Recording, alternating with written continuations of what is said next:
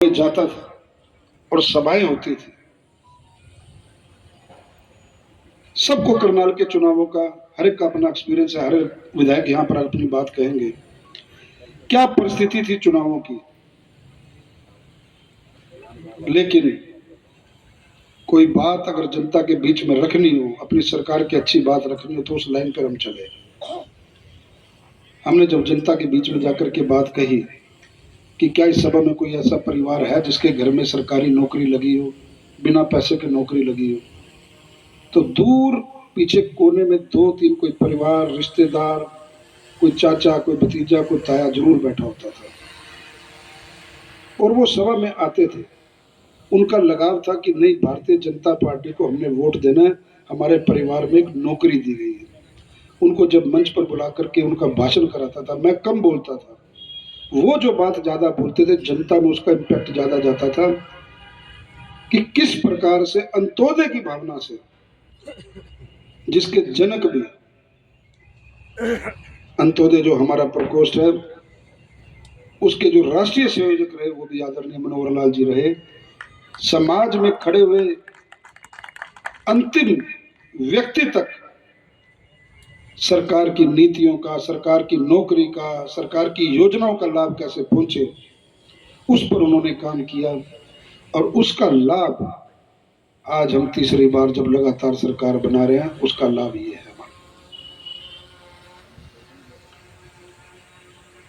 आदरणीय मनोहर लाल जी के बारे में जिन्होंने नजदीक से देखा है,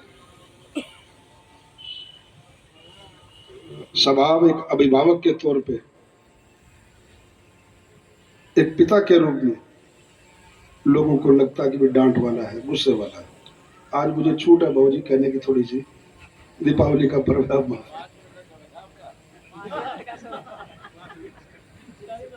लेकिन कभी व्यक्तिगत तौर पर उस बात को मन में नहीं रखा, हमेशा आगे बढ़ाने का काम किया, बड़े दिल से काम किया। उस कार्यकर्ता के निर्माण के, उस कार्यकर्ता के निर्माण का जो रूप है वो आपके सामने बतौर विधायक बोलने की मंत्री बने थे। कार्यकर्ता का अपना इंटरेस्ट रहता है, एक लालच रहता है, एक स्वार्थ रहता है। हर बार में कुछ ना कुछ मांगने की प्रवृत्ति थी। अब पिता तो ले तो पिता से मांगा जाता, और किससे मांगोगे आप? कुछ ना कुछ मांगने की आदत रहती थी। सहजते थे, क्योंकि आदत पता कि पर्ची पे लिख के तो वो जेब में रखते थे। और लेकिन बात कभी बनी नहीं, और जब बात बनी तो बिन मांगे वो टीवी पे नीचे नाम आया और एक टिकट, उसके बाद आपके सामने विधायक। तो कहने का भाव ये है कि जिस प्रकार से लगातार अगर इनको कोई समझा है, इनको कोई देखा है, इनको कोई जाना है बड़े नजदीक से, तो एक गार्जियन जिसको हम कहते हैं, एक अभिभावक जिसको कहते हैं, उस नाते से एक अकेले मेरे लिए नहीं, पूरे हरियाणा प्रदेश के लिए ऐसे व्यक्तित्व का, और जिन्होंने, अब कोई वोट जबरदस्ती पे कनपट्टी पे रख के, बंदूक रख के तो लिए नहीं, जिनकी लोकसभा क्षेत्र की 9 की 9 सीट, और जिसमें सबसे टफ सीट असंध कही जा रही थी, वो भी अच्छे मार्जिन से योगेंद्र राणा ने जीत हासिल की। ये केवल और केवल मनोहर लाल जी की कॉन्स्टिट्यूएंसी के अंदर हुआ, इनके संसदीय क्षेत्र में हुआ। तो कहने का जो अभिप्राय है कि नीति जब पार्टी कोई बनाती है, कोई उसका निर्माण करती है, उसके पीछे कोई उद्देश्य होता है। हम बड़ा उद्देश्य लेकर के चले थे, आगे भी बड़े उद्देश्य पर काम करना है।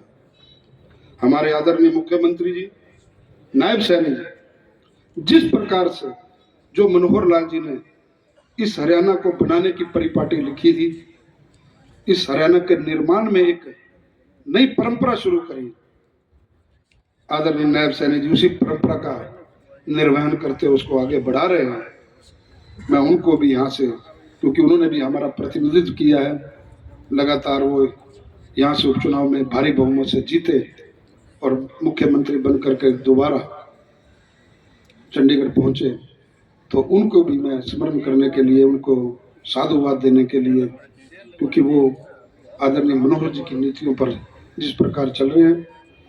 अब इस व्यवस्था का जो निर्माण हुआ, अब कांग्रेस के लोग भी ये कहने लगे हैं कि हरियाणा प्रदेश अब गुजरात बन गया है, अब 20-25 साल बीजेपी कहीं जाने वाली नहीं है। ये आप सब कार्यकर्ताओं के बदौलत दिल से आप लोगों